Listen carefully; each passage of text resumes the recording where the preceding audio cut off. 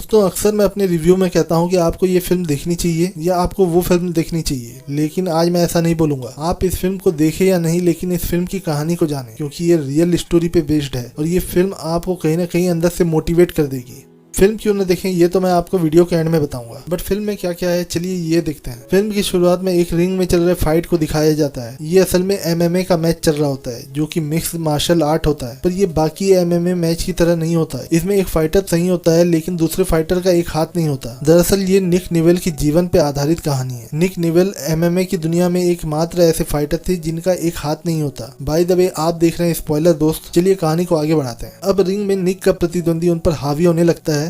निक के चेहरे पर खून आ जाते हैं और इसके बाद स्टोरी पास्ट में चली जाती है। दिखाया जाता है कि 15 साल पहले जब निक छोटा होता है तो उसे उसकी उम्र के लड़के काफी परेशान कर रहे होते हैं। निक के आर्टिफिशियल हैंड को खींच के निकाल देते हैं और फिर निक उस हाथ को छुड़वाता है और उस लड़के के मुंह पे मारता है जो उसे परेशान कर रहा होता है। ये देखकर एक लड़का काफी इंप्रेस हो जाता है, क्योंकि वो देखता है कि निक को लड़ना आता है। वो अपनी कमजोरियों की वजह से हार नहीं मानता। इस लड़के का नाम एबी होता है। वो निक से दोस्ती करता है और बातों ही बातों में वो टीवी में आने वाले रेसलिंग की बात करने लगते हैं और कोइंसिडेंटली दोनों का फेवरेट फाइटर बूबा निकल जाता है। अब दिखाया जाता है कि उनको फेक रेसलिंग करने की आदत पड़ जाती है और ये आदत उनकी कॉलेज में भी रहती है। उनके कॉलेज का कोच उनको देखता है तो वो कहता है कि कब तक ये फेक रेसलिंग करोगे, अब उनको रियल रेसलिंग में आना चाहिए।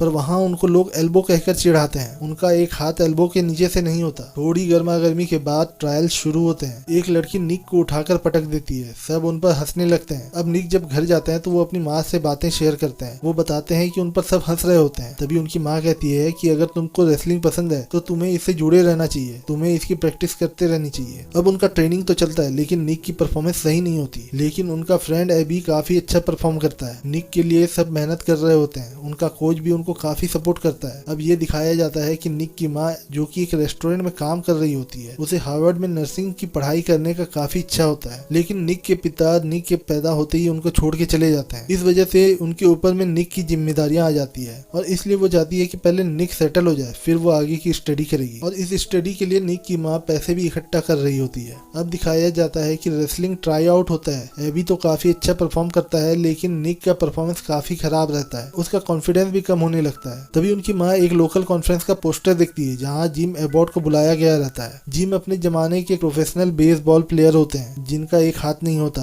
निक की माँ उसे उनके पास लेके जाती है और उनकी मीटिंग अरेंज करवाती है। निक उनको बताते हैं कि उनको रेसलिंग पसंद है, बट वो अच्छा परफॉर्म नहीं कर पाते। जिम निक से कहते हैं कि अगर उनको रेसलिंग पसंद है तो उनको कड़ी मेहनत करनी पड़ेगी और खेलते रहना पड़ेगा। फिर निक की माँ उसे एक रेसलिंग कैंप में भेजना चाहती है। वो चाहती है कि निक और अच्छा खेले, लेकिन इस कैंप में बहुत पैसे लगेंगे, तो वो हार्वर्ड में नर्सिंग का सपना छोड़ के निक का रेसलिंग कैंप का फीस भर देती है। लेकिन जब निक को पता चलता है तो वो काफी नाराज होता है। पर उसकी माँ कहती है जिस दिन तुम पेरेंट बनोगे तो तुमको एहसास होगा कि तुम्हारे बच्चों के सपने तुम्हारे सपनों से ज्यादा इंपॉर्टेंट होते हैं। निक अब प्रैक्टिस करते हैं और अब टूर्नामेंट का दिन आता है। निक के अपोजिट में काफी स्ट्रॉन्ग खिलाड़ी होता है और एन मौके पर निक को डर लग जाता है और निक छोड़ के भाग जाते हैं। उनके कोच उनको मनाने का कोशिश करते हैं, लेकिन वो क्विट कर जाते हैं। अब दिखाया जाता है कि 5 साल बीत चुके हैं इस बात को। निक और एबी वापस से मिलते हैं। एबी उनको MMA के बारे में बताते हैं। वो बताते हैं कि उनको MMA में सिर्फ मेडल नहीं मिलता, बल्कि उनको पैसे भी मिलते हैं। वो ट्राई आउट के लिए जाते हैं तो उनको बताया जाता है कि अगर वो विनर होंगे तो उनको $500 मिलेंगे और इसके साथ ही XFC में खेलने का मौका भी मिलेगा। अब वो रेसलिंग के लिए जाते हैं, जिसमें एबी तो बड़ी इजीली मैच जीत जाते हैं, लेकिन निक के लिए ये हार्ड होता है। बट क्योंकि निक एक रेसलर होते हैं, इसलिए वो चोक करके अपने ओपोनेंट को हरा देते हैं और वो ऐसे ओपोनेंट को हराते हैं जो उनसे काफी अच्छा होता है। और फाइनली एबी XFC के लिए सेलेक्ट हो जाते हैं।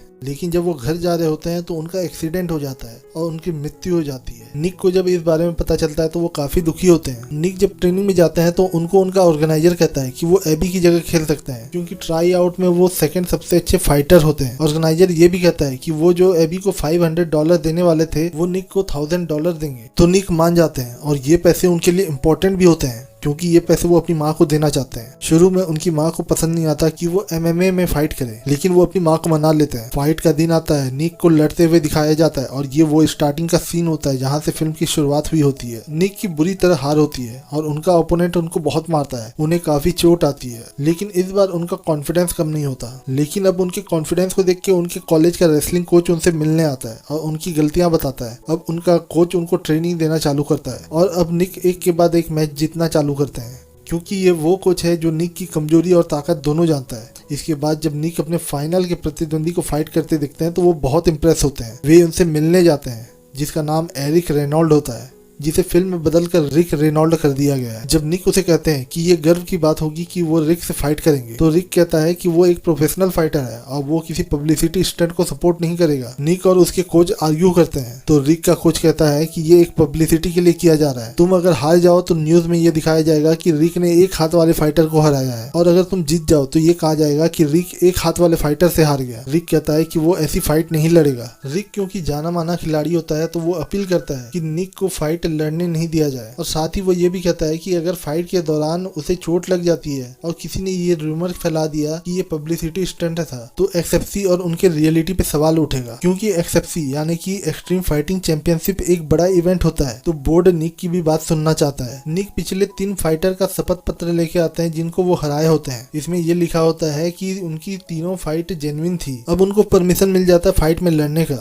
अब एक हाथ निक, जिसने प्रोफेशनल रेसलिंग में एक भी मैच नहीं हारा, उनका रिंग में स्वागत किया जाता है। फिर रिक रेनॉल्ड का स्वागत किया जाता है। दोनों में फाइट होता है। रिक शुरुआत से ही दोनों राउंड पर उन पर हावी होने लगते हैं, और दूसरे राउंड में निक तो नॉकआउट होते हुए बचते हैं। थर्ड राउंड में उनकी हालत काफी खराब हो गई रहती है। अब उनका रेसलिंग ही उनको ये मैच जिता सकता है। कुछ देर तक फाइट लड़ने के बाद निक उनको पीछे से चोक दे देता है, और उस चोक को रिक छुड़ा नहीं पाते, और इस तरह एक अनबिलीवेबल सा जीत निक को मिल जाता है। और इस जीत का श्रेय वो अपनी माँ, कोच और एबी को देते हैं, क्योंकि वो एबी ही होता है जिसने निक को ये रास्ता दिखाया होता है। माँ और कोच का विश्वास होता है जिस पर निक खरा उतरता है। 2015 में निक रिटायरमेंट ले लेते हैं, लेकिन 2018 में वो वापस रिंग में आते हैं और 45 सेकंड में ही मैच खत्म कर देते हैं। दोस्तों, मैंने इस फिल्म को नहीं देखने की बात कही, उसका रीजन ये है कि फिल्म काफी ज्यादा स्लो है। फिल्म में एक्टर्स ने भी काफी डल एक्टिंग की है। खासकर साइड एक्टर की अगर एक्टिंग देखें तो आप फिल्म को कनेक्ट नहीं कर पाओगे। फिल्म को बेवजह लंबा किया गया है, पर निक निवल की जिंदगी से आपको काफी कुछ सीखने को मिलता है। हमें हमेशा डटे रहना चाहिए।